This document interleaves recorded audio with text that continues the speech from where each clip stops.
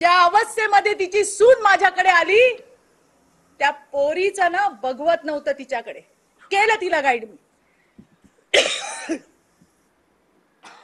मी तिला गाईड केलं. विद्या चव्हाण बोल आता काय करणार, कारण नाक दाबल्याशिवाय तोंड उघडत नाही हे मला माहिती आहे. तुझ्या मधल्या कला मला माहिती आहे.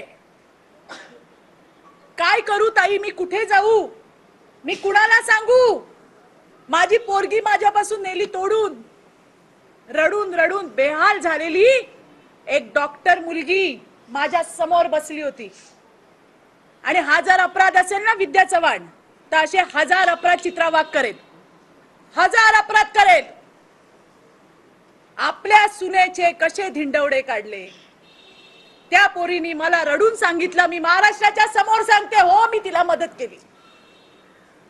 मी तिला सांगितलं, ताई मी काय करू. मी म्हंटल तुला बोलावं लागेल ताई, तुला जावं लागेल लोकांसमोर. तिचं म्हणणं होतं की तुम्ही माझ्यासोबत चला. मी म्हंटल तिला की मी जर आली तर तुझ्या घटनेला हे लोक वेगळं रूप देतील, तुला न्याय मिळणार नाही. आज मला आनंद आहे Vidya Chavan, I am very happy. का सांगू, कारण तू सगळ्या केस हरली आहे.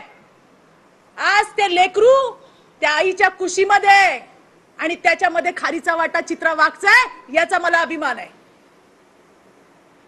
केलं तिला गाईड, मी सांगितलं तिला मी काय चुकलं, काय चुकलं. एखादी पीडिता जेव्हा तुमच्या समोर येते, अरे मी पण आई आहे ग, तू नशील. बाईची व्यथा समजते. एक पोरगी येऊन जेव्हा तिच्या लेकराची तू ताटातूट केलीस ना, त्याची हाय तुला लागली आहे. सगळ्या केसेस ही बाई हरली आहे, मला सांगायचंय. आणि आज ते लेकरू आईच्या कुशीमध्ये आहे.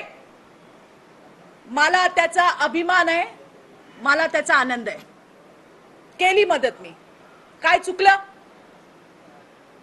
काय चुकलं. अशा तर किती मदत आम्ही करतो.